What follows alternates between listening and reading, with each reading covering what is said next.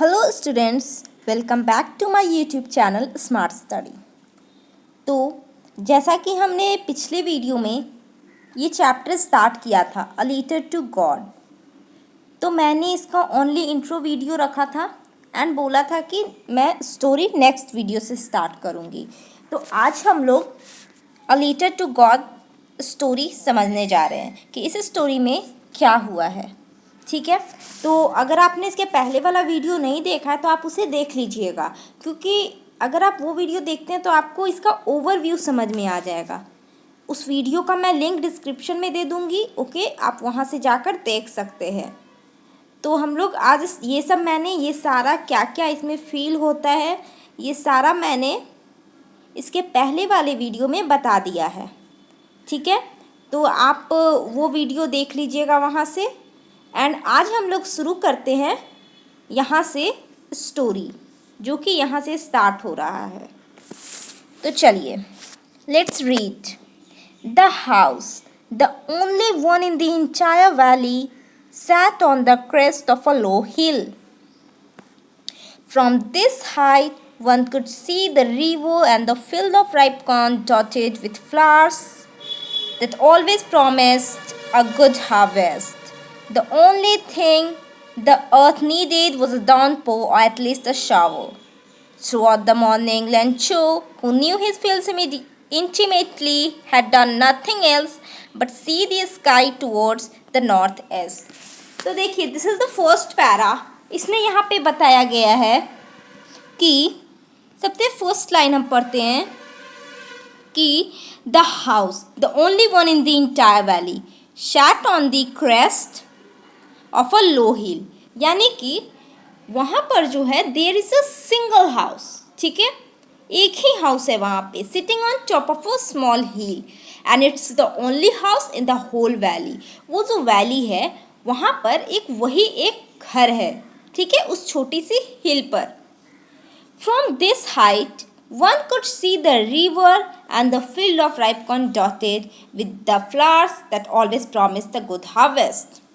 ठीक है, because the house is on a hill, यानी कि घर जो है वो पहाड़ पर है, इसीलिए someone standing there can see the river. Okay, यहाँ पे लिखा है could see the river. So someone standing there can see the river and a field of corn below easily. Then it is written, the only thing the earth needed was a downpour, or at least shower. ठीक है, तो इसके पहले वाले line में जो मैंने बताया, यहाँ पर क्या बताया गया है कि वो जो कॉर्नफील्ड था, कॉर्नफील्ड लुक्स प्रॉमिसिंग, है ना। प्रॉमिसिंग है मीन्स मकई का जो खेत है वो बहुत भरोसेमंद लग रहा है, because there are flowers growing in it, उसमें फूल उग रहे हैं। ठीक है, फूल खिल रहे हैं, which usually means there will be a good harvest. इसीलिए यहाँ पर लिखा है कि with the flowers that always promised a good harvest, promised a good harvest. इसका मतलब यही हुआ कि जो कॉर्नफील्ड है वो प्रॉमिसिंग दिख रहा है, यानी कि मकई के जो खेत हैं वो भरोसेमंद दिख रहे हैं, क्योंकि उसमें फ्लावर्स हैं, फ्लावर्स आ रहे हैं, जिसका मतलब होता है कि ये अच्छा फसल देगा, यानी कि वहाँ बहुत से फूल हैं जो कि अच्छे फसल होने का संकेत दे रहे हैं। तो इस लाइन का मतलब ये हुआ। देन आते हैं हम लोग नेक्स्ट लाइन में। Throughout the morning, Lencho, who knew his fields intimately, had done nothing else but see the sky towards the northeast. लेकिन यहाँ पे बताया गया है कि अच्छी फसल होने के लिए मिट्टी को केवल एक चीज़ की ज़रूरत थी, और वह थी बारिश। ठीक है, फूल आ रहे थे लेकिन फसल को अच्छे होने के लिए बारिश की ज़रूरत थी।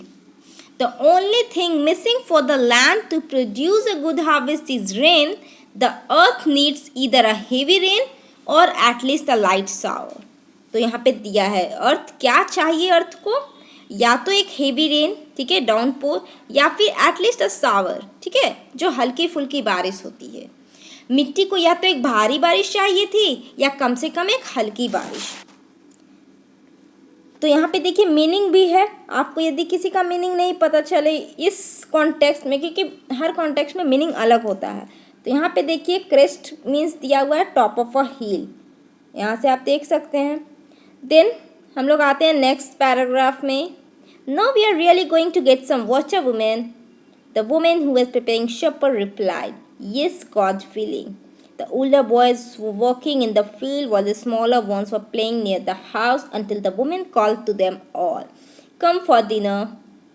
ठीक है, तो यहाँ पे जो है लेंचो, लेंचो जो है the owner of the house and the fields, यानी कि यहाँ पे लेंचो जो है वो कौन है, जिसका घर है, जहाँ जो टॉप ऑफ अ हिल पर जो एक छोटा घर था वो लेंचो का घर था। ठीक है, और वो फील्ड का मालिक भी लेंचो है।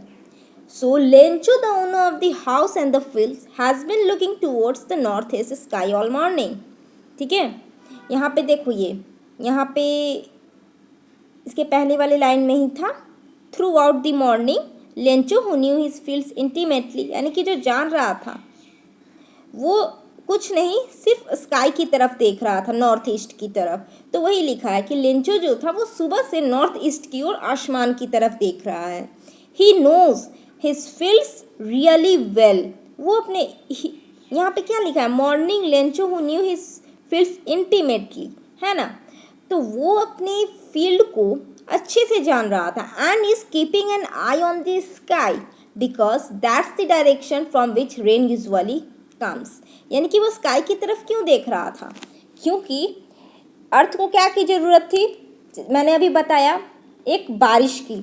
ठीक है, या तो भारी बारिश की या हल्की बारिश की। तो बारिश कहाँ से होती, आसमान से, तो इसीलिए वो बारिश के इंतज़ार में आसमान की तरफ देख रहा था। Then now we are really going to get some water women, तो ये कौन बोला है, ये लेंचो बोला है ना,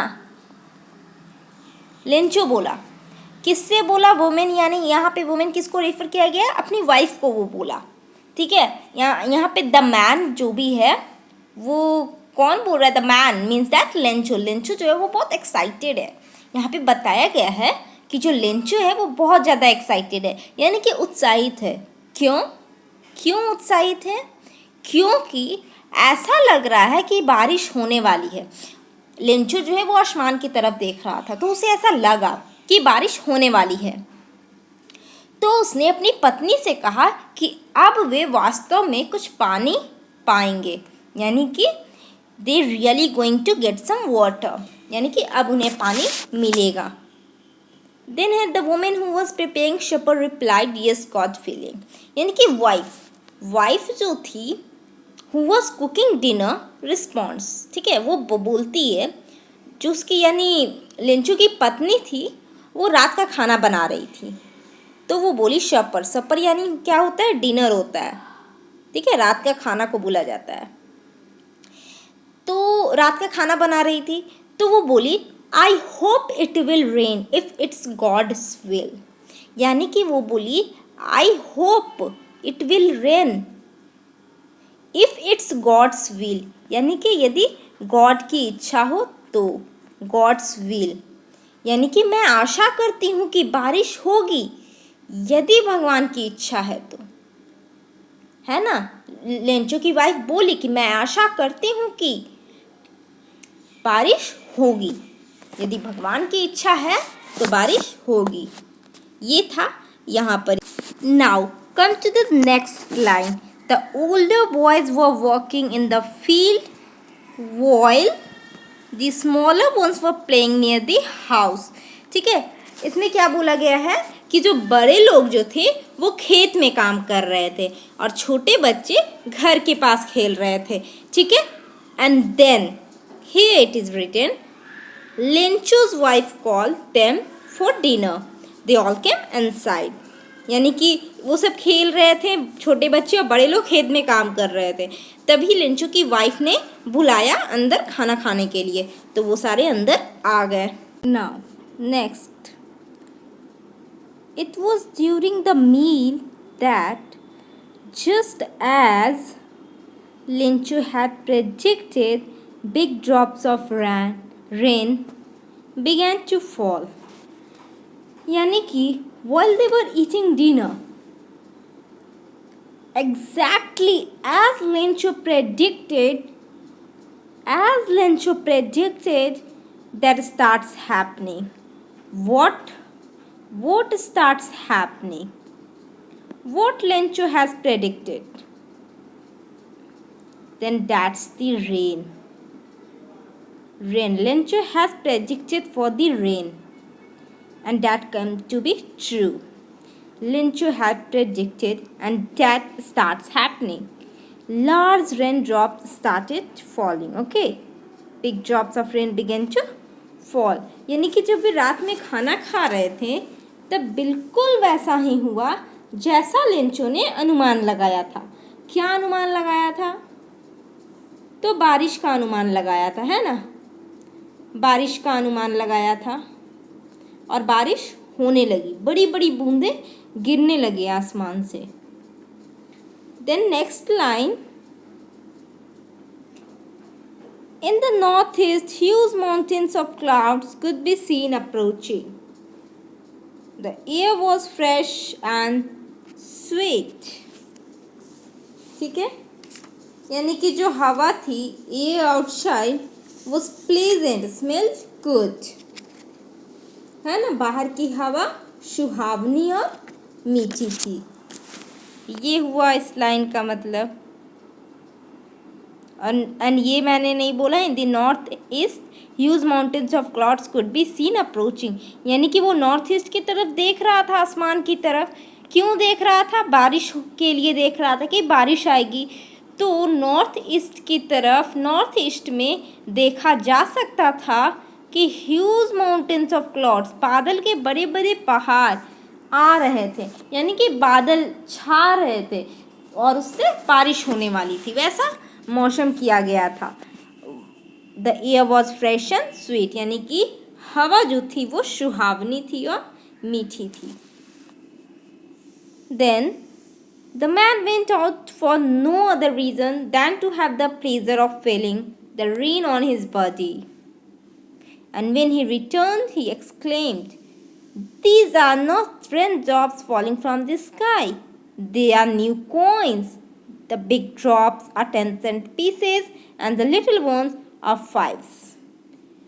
यानी कि यहाँ पे आप देख सकते हैं कि क्या बताया गया. जो मैन है, मैन यानी कि यहाँ किसकी बात हो रही है? लेंचो की, जिसका कि फील्ड है, जो कि ओनर ऑफ द फील्ड है. तो वो जो है, the man Lencho went outside.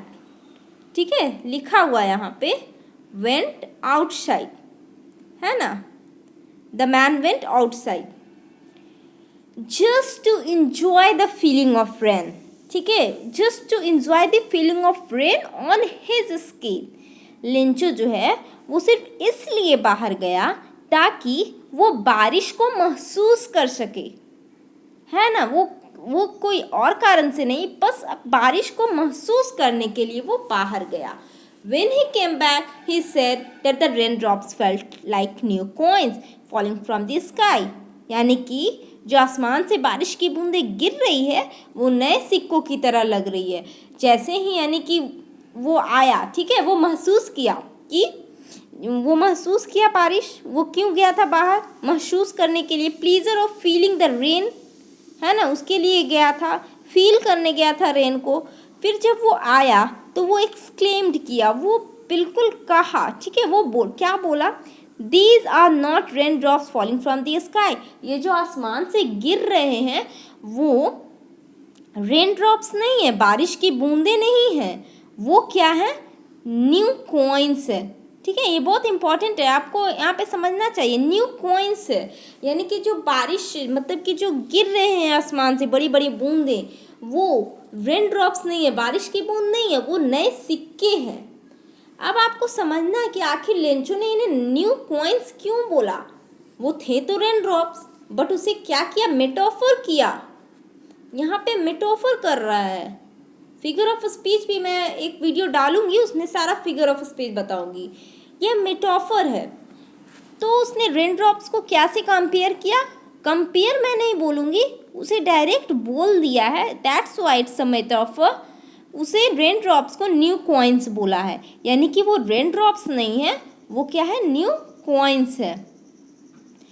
यानी कि यहाँ पे देखिए बोला क्या है ना, यानी कि further he added that big drops वो like 10 cent coins and the small ones वो लाइक 5 सेंट कॉइन्स। यानी कि वो क्या बोले, बड़े बड़े जो बूंदे वो 10 सेंट कॉइन्स हैं।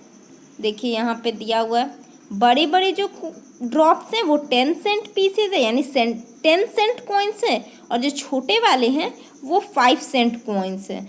यहाँ पे आपको समझना है सेंट। सेंट क्या होता है, सेंट जो है वो nothing but it refers to the smallest unit of currency. किसी भी करेंसी का जो होता है, तो जो स्मॉलेस्ट यूनिट है ना, स्मॉलेस्ट यूनिट, उसी को सेंट बोला गया है। कोई भी मतलब कि किसी भी देश में it is similar to a penny in United State, और we can say that if 100th of the basic unit of money in many countries, है ना, यानी किसी भी चीज़ का 100th जो होता है, 100th, ये क्या हुआ, इसी को हम लोग सेंट बोलते हैं। जैसे कि हम लोग परसेंट निकालते हैं, परसेंट होता है ना, तो यहाँ पे सेंट क्या हुआ, सेंट वही होता है 100th, है ना। तो मैंने ये पैराग्राफ भी कंप्लीट कर दिया। ओके, देन आते हैं हम लोग नेक्स्ट पैराग्राफ पे। With a satisfied expression, he regarded the field of ripe corn with its flowers, wrapped in a curtain of rain. ठीक है, but suddenly a strong wind began to blow, and along with the rain, very large hailstones began to fall. These truly did resemble new silver coins. The boys, exposing themselves to the rain, ran out to collect the frozen pearls. है ना, तो देखिए यहाँ पे क्या दिया हुआ है, with a satisfied expression. Satisfied expression यानी कि जो लिंचो जो है वो बिल्कुल ही संतोषजनक भाव से, सेटिस्फाइड एक्सप्रेशन यानी कि सेटिस्फाइड। देखिए यहाँ पे कोई कोई टर्म्स होते हैं वो आपको बिल्कुल समझना पड़ता है, ताकि जो भी क्वेश्चन पूछा जाए, जो भी क्वेश्चंस आए, उसका आंसर आप बिल्कुल अच्छे से दे पाएँ, ठीक ना। और जब आप एनसीईआरटी का वो टर्म यूज़ करते हैं, तो जो कॉपी जो आपका चेक कर रहा है एग्ज़ाम का, वो समझता है कि आपने चैप्टर पढ़ा है, तो आपको वो बिल्कुल अच्छा नंबर देगा। तो यहाँ पे क्या लिखा हुआ है, सेटिस्फाइड एक्सप्रेशन। तो सेटिस्फाइड मीन्स संतोषजनक, है ना, संतोष। एक्सप्रेशन क्या होता है, भाव, आप कैसा भाव प्रकट कर रहे हैं। तो यही बोला गया है कि जो लेंचो जो है, ठीक ना, वो बहुत ही संतोष के भाव से अपने मक्के के खेत को देखा, है ना, मकई का जो उसका खेत था उसे देखा, जो बारिश की चादर में ढका हुआ था और जिसमें फूल खिले हुए थे, है ना। ड्रेप्ड यानी बिल्कुल चादर, जैसे कि चादर ओढ़ा हुआ रहता है, ड्रेप्ड यानी वही ढका हुआ, ओढ़ा हुआ। इन अ कर्टेन ऑफ रेन, बारिश की चादर में ढका हुआ था। एंड विथ इट्स फ्लावर्स, और उसमें फूल भी थे। देन नेक्स्ट लाइन है कि but suddenly strong wind began to flow, यानी कि अचानक तेज हवा चलने लगी और बारिश के साथ बड़े बड़े ओले गिरने लगे, है ना, बारिश के साथ बड़े बड़े ओले गिरने लगे। यानी कि बारिश तो हो रही थी, but along with the rain very large hail stones या इट मीन्स ओले, बर्फ के जो गोले होते हैं ना बड़े बड़े, वो भी गिरने लगे, उससे चोट भी लगती है। Then these truly did resemble new silver coins, यानी कि ओले इतने बड़े थे, ठीक ना, जो ओले गिर रहे थे वो इतने बड़े थे कि वे बिल्कुल चमचमाते नई चांदी के सिक्कों के जैसे लग रहे थे। जो यहाँ पे सिल्वर कॉइन्स इसीलिए बोला गया है क्योंकि जो ओले थे, ठीक है, वो वाइट कलर के थे, ठीक है, वाइट कलर के, समझिए ये वाइट कलर के हैं, तो ये इतने चमक रहे थे कि वो बिल्कुल चांदी के सिक्कों की तरह लग रहे थे, है ना। देन नेक्स्ट लाइन है The boys, exposing themselves to the rain, ran out to collect the frozen pearls. फिर जो लड़के जो थे बारिश में भीगते हुए बाहर दौड़े और ओलों को, जो उन्हें जमी हुई मोतियों जैसे लग रहे थे, इकट्ठा करने लगे। यानी कि बाहर गए जो भी लड़के थे, ठीक ना, बारिश हो रही थी जो, तो बाहर गए और कलेक्ट करने लगे जो भी हिल स्टोन्स जो गिर रहे थे, ओले जो गिर रहे थे, ओले जो चांदी के सिक्कों के जैसे लग रहे थे, ठीक है, तो वो गिरे तो ज़मीन पे पड़े हुए थे, तो ज़मीन पे पड़े हुए थे तो उन्हें क्या लग रहे थे? Frozen pearls. फ्रोज़न पर्ल्स यानी जमे हुए, ठीक है, मोती के जैसे लग रहे थे, है ना, मोती जो है वो बर्फ़ में जमा हुआ है उसके जैसे लग रहे थे। और वो जो लड़के थे उन्हें कलेक्ट करने लगे, उन्हें लेने लगे, इकट्ठा करने लगे। तो ये पैरा भी हो गया। देन अब हम लोग आते हैं नेक्स्ट पे। It's really getting bad now, exclaimed the man. यानी कि वो बोला कि ये सचमुच अब खराब हो रहा है। आदमी ने महसूस किया कि मौसम बहुत खराब हो रहा है और उसने उम्मीद जताई कि यह जल्दी ख़त्म हो जाएगा, लेकिन ऐसा नहीं हुआ। लिखा है यहाँ पे, आई होप इट पासेस क्विकली। यानी कि उसने उम्मीद जगाई कि ये बीत जाएगा, ये चला जाएगा, ये जो पल है, ठीक है, ये जो बैड हो रहा है, यानी कि जो खराब हो रहा है ये मौसम, वो अब चला जाएगा। It did not pass quickly, यानी कि वो इतनी जल्दी नहीं गया। For an hour the hill rain on the house, the garden, the hillside, the cornfield, on the whole valley। यानी कि ओलों की बारिश 1 घंटे तक जारी रही, वो तुरंत नहीं गया। जो ऐसा जो महसूस, मतलब कि जो उम्मीद दिखाया कि ये चला जाएगा, बट ऐसा हुआ नहीं। 1 घंटे तक ओलों की बारिश होती रही और घर पे गिरती रही, बगीचे में, पहाड़ी पर, मकई के खेत पे, और पूरी वैली यानी कि पूरी घाटी पे गिरती रही। Now the field was white as if covered with salt.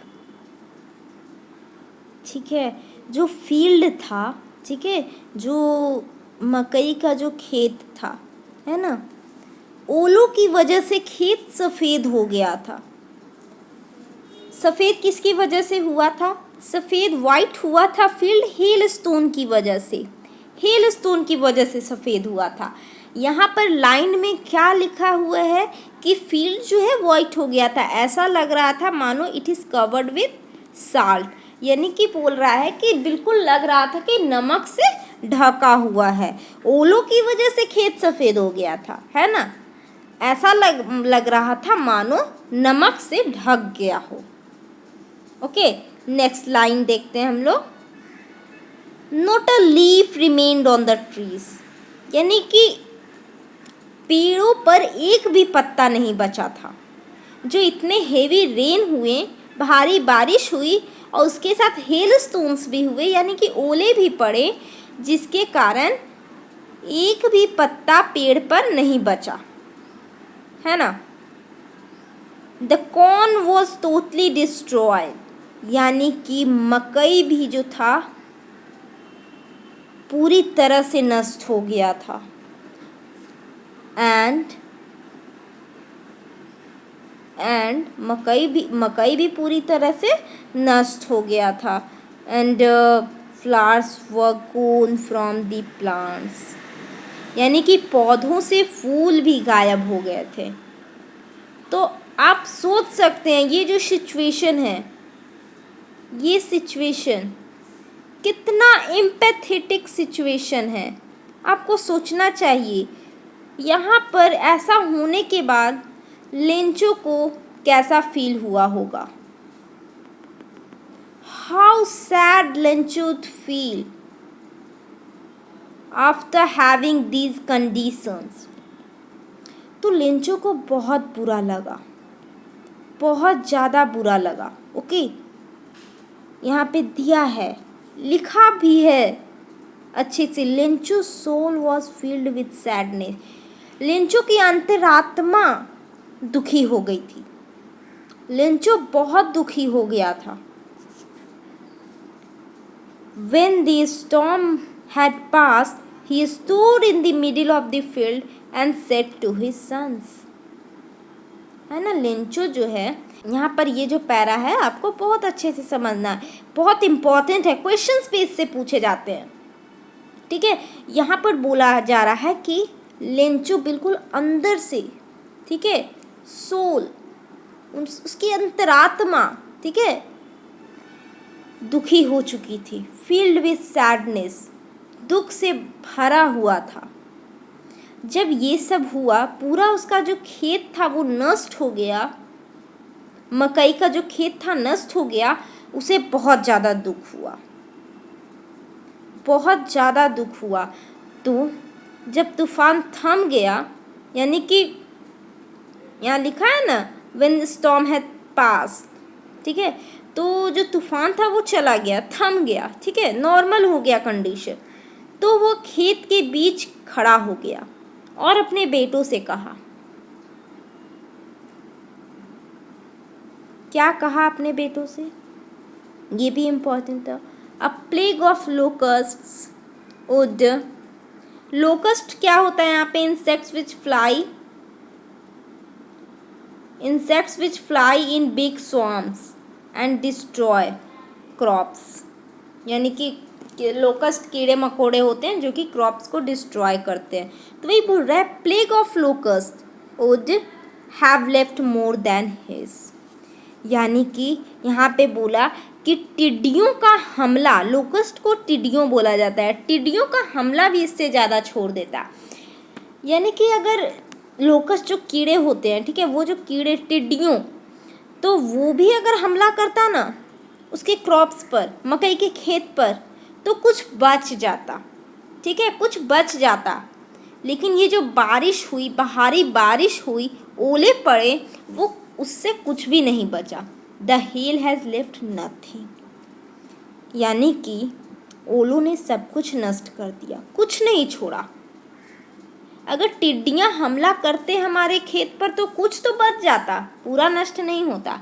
लेकिन ये जो हेल है वो, यानी कि हेल स्टोन, ओले, वो कुछ नहीं छोड़े, सब कुछ नष्ट कर दिए। ये कौन बोल रहा है, लेंचो बोल रहा है अपने बेटों से। This year we will have no corn, यानी ये साल जो है, इस साल भी हमें मकई नहीं मिलेगा। This year we will have no corn, ये साल हमें, इस साल हमें मकई नहीं मिलेगा, उन्होंने अपने बेटों से कहा। That night was a sorrowful one, वह रात बहुत दुखदाई था। वो जो रात था, वो जो रात को भारी बारिश हुई, ओले पड़े, वो रात उनके लिए बहुत ज़्यादा दुखदाई रात था। All our work for nothing, there is no one who can help us, we will all go hungry this year, यानी कि यहाँ पे बोला जा रहा है, उन्होंने महसूस किया कि उनकी सारी मेहनत बर्बाद हो गई। सारी मेहनत बर्बाद हो गई कैसे, उन्हें बहुत आशा थी, ठीक है, विश्वास था कि मकई होगा तो वो खरीदेंगे कुछ, ठीक है, उन्हें बेचकर पैसे होंगे उनके पास, ठीक है। There is no one who can help us, यानी कि उन्हें क्या लगा, उन्होंने महसूस क्या किया कि कोई भी उनकी मदद नहीं कर सकता। उन्होंने ये महसूस किया, we will go hungry this year, इस साल फसल नष्ट होने के कारण उन्हें भूखा रहना पड़ेगा। ये जो है वो लेंचो बोल रहा है अपने बेटों से बोल रहा है, ये सारी बातें उन्हें बता रहा है, ठीक है। देन देखिए, ये ओरल कॉम्प्रीहेंशन चेक है, यानी कि ये कुछ क्वेश्चंस है, 4 क्वेश्चंस है, आपको इसका आंसर देना है। एंड देन यहाँ पे और है चैप्टर, अभी इतना देखते हैं, ठीक है, ये चैप्टर अभी इतना है, और फिर एक ओरल कॉम्प्रीहेंशन है, एंड उसके बाद आई थिंक ये लास्ट है। तो ये मैं नेक्स्ट वीडियो में बताऊंगी, ये नेक्स्ट वीडियो में कंप्लीट हो जाएगा ये चैप्टर। एंड एक जो रहेगा वो एक क्वेश्चन आंसर के लिए एक क्वेश्चन आंसर सेशन हो जाएगा, उसमें आपको मैं क्वेश्चन आंसर्स दूंगी एज अ स्लाइड, ठीक है। आंसर भी उसमें लिखे रहेंगे, मैं एक्सप्लेन भी कर दूंगी। एंड ओरल कॉम्प्रिहेंशन चेक मैं बता दूंगी, यदि आप चाहें तो मैं इसे स्लाइड में भी ऐड करके इसका आंसर्स आपको शो कर दूंगी, ओके। एंड अच्छे से समझा दूंगी। तो ठीक है दोस्तों, थैंक यू। एंड अपने दोस्तों को भी इसे शेयर कीजिएगा ताकि उन्हें भी ये वीडियो मिले और वो line by line NCERT explanation समझ पाएँ, ठीक है। डिस्क्रिप्शन में भी देखिएगा, लिंक दिया रहेगा, आप इसके पहले वाला वीडियो भी देख सकते हैं। Okay students, thank you.